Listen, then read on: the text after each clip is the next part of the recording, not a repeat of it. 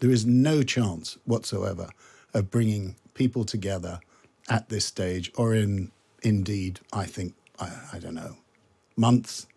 I mean, right now, you have a military campaign.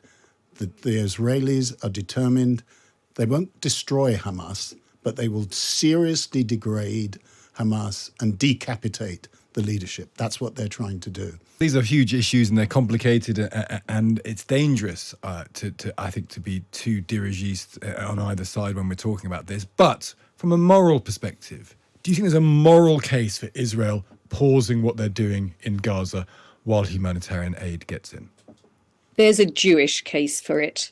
There's a Jewish case that says we need to pause for humanitarian, which is a very different story than ceasefire, to get in food and fuel so that people who are there, who are also victims of Hamas, the general population, are, even if they voted for Hamas, a majority years ago, by the way, they need to eat.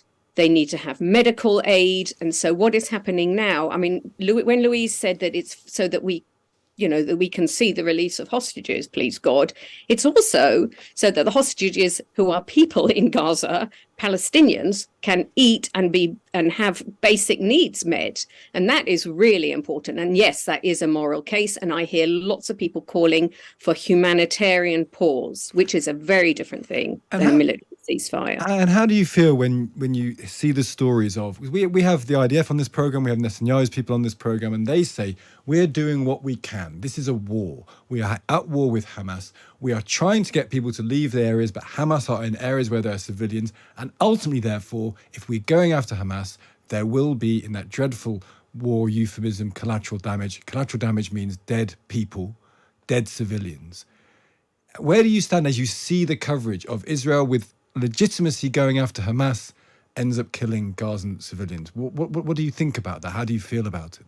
I feel sick. It makes me feel awful. I feel, what on earth is Hamas doing putting things under a hospital? It's despicable.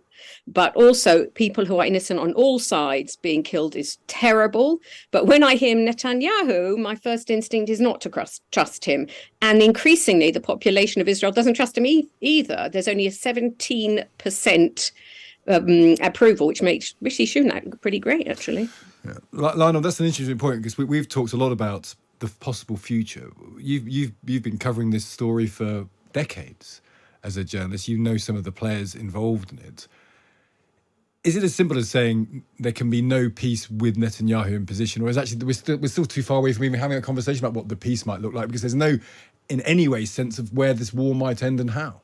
Well, let me just make a point about the humanitarian pause, and I'm definitely in favour, but actually it's not just the moral case as a political case, because the more what looks like indiscriminate bombing, even though we know that Hamas is hiding along with civilians under hospitals, they are embedded, that's a fact. So there is going to be, quotes, collateral damage.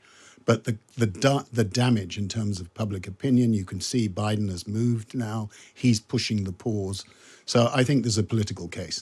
Now, in terms of peace, there is no chance whatsoever of bringing people together at this stage, or indeed, I think, I don't know, months. I mean, right now, you have a military campaign.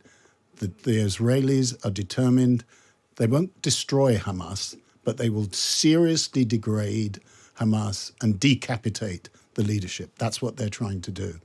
And after that, when they think they've gone far enough, there may be a discussion. But that discussion will be about Gaza. It will be about the governance in Gaza. It will be, because Hamas that was running Gaza, they're not players. They won't be players anymore. They're out. So who's going to come in? It's going to have to be Arab League. It's going to have to be Saudi money, Gulf money. All this is to be discussed. And that's even before we get to talk about a two-state solution.